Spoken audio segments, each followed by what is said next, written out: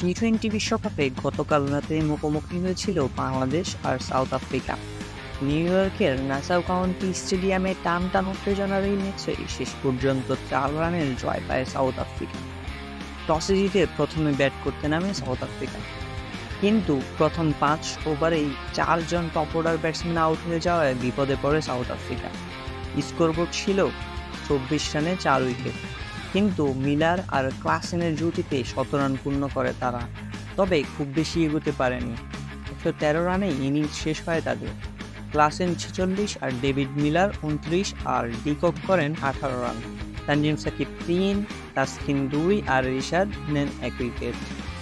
114 রানের জবাবে ব্যাট করতে নেমে এদিনও টপ অর্ডারের ব্যর্থতা দেখা যায়। 37 রানেই 3 উইকেট হারিয়ে ফেলে বাংলাদেশ। তৌহিদ হৃদয়ের ব্যাট কিছুটা আশা জাগালেও 94 রানের মাথায় 37 রান করে আউট হন তিনি। শেষ ওভারে প্রয়োজন 11 run.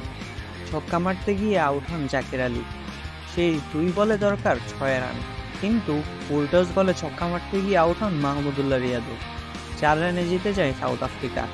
Man of the match নির্বাচিত হন হেনরি ক্লাসেন।